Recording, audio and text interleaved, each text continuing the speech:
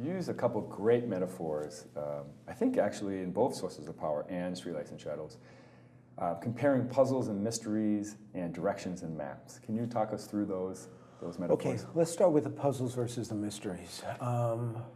Puzzle has an answer and you know, a solution. The example I use is where was Osama bin Laden hiding? I mean, he was hiding someplace. We just didn't know where it was. And so there was uncertainty. And the way you handle that kind of uncertainty is you want to gather more information.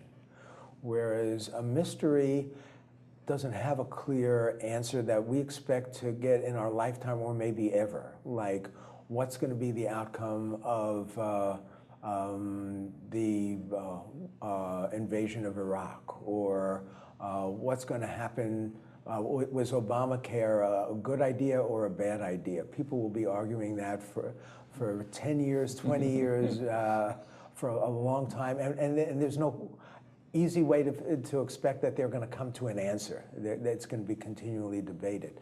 And so when you're dealing with mysteries, which creates another kind of uncertainty, the technique that we're used to of gathering more information isn't enough. We have to switch. We have to gather some more information, perhaps, but we have to look at more strenuous attempts to make sense of the data that we have and to see how the data fit together, to see what the implications are, to explore possibilities.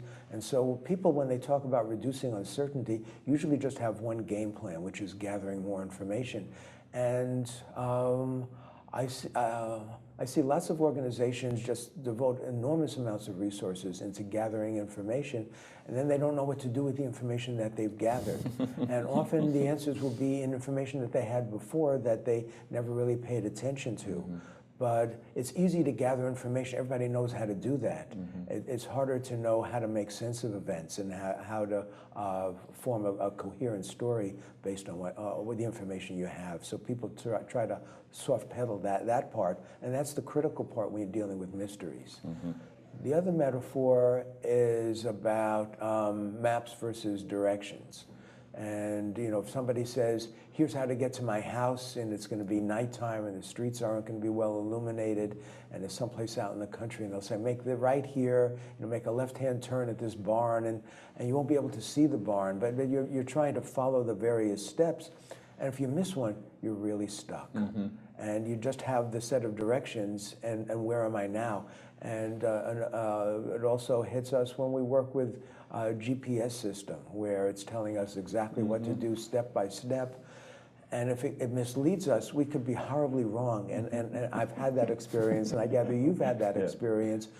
And we don't know it for a long time, and then a sick feeling starts to come over us. Am I in the right place? And now we don't know where we are, and we don't know how to recover, as opposed to having a map where we can find our position on a map, and we can recover, we can adapt, we can take a different route to get to where we want. And so it's always safest with a GPS to have a map nearby and to have a general idea of where you're going rather than relying on it step by step. But sometimes you don't have that, and you just have to have faith in the GPS, and sometimes it works. But a GPS allows you to navigate without a strong sense of where you are, whereas a map gives you that overall picture. So it plays into your expertise of understanding how these roads connect to each other and what the environment, what the terrain allows.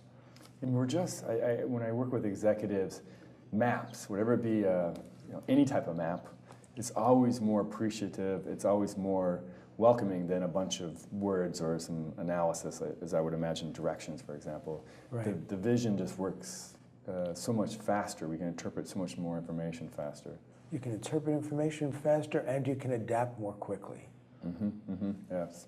So really, in both of these stories, these metaphors, we really need to have maps and some directions, perhaps, working together for us to lead to a desired end state that we're trying to accomplish in these nonlinear environments. We're constantly adjusting the map and the directions as the changing environment. Right. And then for the puzzles, I love this idea of uncertainty. because everybody thinks you just need more information. Yeah. And you mentioned multiple times, more information just increases the amount of information now we have to interpret, and more errors, and we're spending more time trying to see all the connections versus just doing the analysis. So less information may be better.